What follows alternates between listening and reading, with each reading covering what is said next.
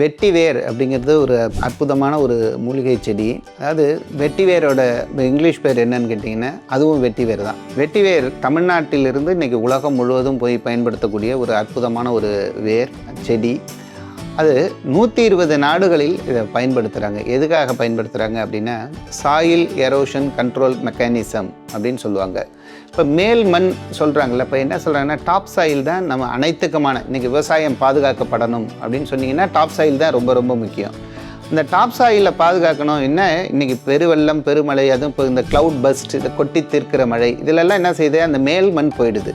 அந்த மேல் மண்ணை அரிக்காமல் தடுக்கணும் அப்படின்னா வெட்டிவேர் ஒரு மிக முக்கியமான, பல வேர்கள் பயன்படுது, அதில் வெட்டிவேர் ஒரு மிக முக்கியமான ஒரு ரோல் பண்ணிகிட்ருக்கு.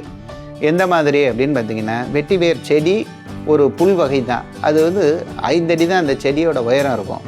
ஆனால் அதோடைய வேர் இப்போ சமீபத்தில் ஆராய்ச்சியாளர்களை பார்த்தேன். நான் 7-8 அடி போகும் அப்படின்னு நினச்சிக்கிட்டு இருந்தேன், பார்த்துருக்கேன். ஆனால் 24 அடி வரையும் அந்த வேர் வளர்கிறது.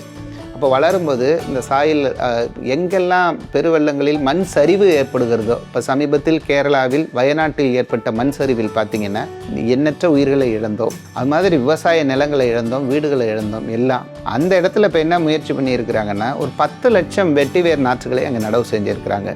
அந்த மண் கண்டம் நகர்வதை தடுக்கக்கூடிய ஆற்றல் அதுக்கு இருக்குது. அது மட்டுமா அதோட தன்மை அப்படின்னு பார்த்தீங்கன்னா வெட்டிவேரோட தன்மை 5 டிகிரி வெப்பத்துலேயும் இருக்குது, 55 டிகிரிலையும் வளரக்கூடிய ஒரு செடி. எல்லா கிளைமேட்லேயும் ஒரு செடி வளரும் அப்படின்னு பார்த்தீங்கன்னா அது ஒரு வெட்டிவேர். விவசாயத்தில் அதை ஊடுபயிர் மாதிரியும் வைக்கிறாங்க. விவசாயத்தில் அந்த மற்ற செடிகள் வளருவதற்கான நீரை தேக்கி வைக்கக்கூடிய ஒரு செடியாகவும் துணை செடியாக இந்த வெட்டிவேர் பயன்படுது.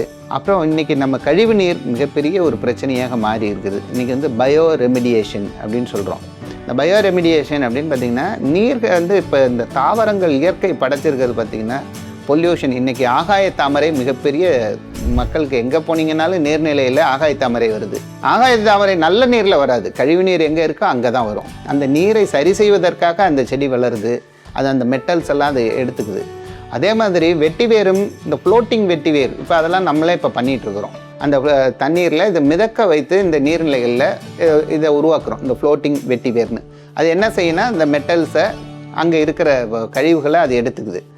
அது மட்டுமா, அதே மாதிரி தண்ணீர் ஓடக்கூடிய இடங்களில் எல்லாம் இதை வைக்கிறோம். அதே மாதிரி ஏரி குளங்கள் இப்போ தூய்மை பணி நிறைய நடந்துகிட்டு இருக்குன்னா அந்த ஏரிகளின் கரைகளிலேயும் இந்த வாய்க்கால்களின் கரைகளிலும் வெட்டிவேரை வச்சுட்டா இந்த மண் அரிப்பு பெரிய அளவில் தடுக்கப்படுகிறது. கிராமங்களெல்லாம் பார்த்துருப்போம், ஆற்றின் ஓரங்களில் நாணல் இருக்கும். நாணலோட தன்மை என்னென்னா நாணல் நடக்கும். அதாவது ஆற்றின் கரைகளில் அந்த நாணல் இருந்தால் அது அப்படியே பரவி ஆறு முழுவதுமாக பரவி அந்த நீர் ஓட்டத்தையே தடுக்கும்.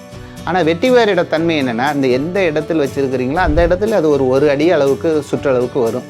ஒரு தூரை ஒரு தூர் நடவு செஞ்சிங்கன்னா மொத்தமாக இருக்கக்கூடிய ஒரு கிளம்ப்னு சொல்லுவாங்க, அதை எடுத்து அதில் பிரிச்சிங்கன்னா 90 செடிகளுக்கு மேலே இருக்கும். அதை மறுநடவும் நம்ம செய்ய முடியும், மற்ற இடங்களுக்கு எடுத்துகிட்டு போகலாம். அந்த வெட்டிவேருக்கு எண்ணற்ற பயன். நிறைய மாலைகளை உருவாக்குறாங்க, நீர்நிலைகளில் தடுக்கிற இடத்துலையும் வைக்கிறாங்க, அது ஃபில்டராக பயன்படுத்துகிறாங்க. மருத்துவர்களும் சித்த மருத்துவர்களும் அந்த வெட்டிவேரை பயன்படுத்தக்கூடியதாக இருக்குது. ஏன் ஆனால் நாம் தமிழகத்தில் அதிகம் பயன்படுத்தப்படவில்லை என்பது ஒரு கேள்விக்குறியாக தான் இருக்குது. ஏன்னா தமிழ்நாட்டிலும் இது மாதிரியான நிறைய மண் சரிவும் இல்லை நீர்நிலைகளில் மாசுபாடும் இல்லையான்னு கேட்டிங்கன்னா நிறைய இருக்குது. அது குறித்தான ஒரு விழிப்புணர்வு எல்லா இடங்களிலும் கொண்டு போய் சேர்க்க வேண்டிய பொறுப்பு நமக்கு இருக்குது. தமிழர்களின் அடையாளமாக இருக்கக்கூடிய வெட்டிவேரை நாம் முதலில் பயன்படுத்த துவங்குவோம். நன்றி.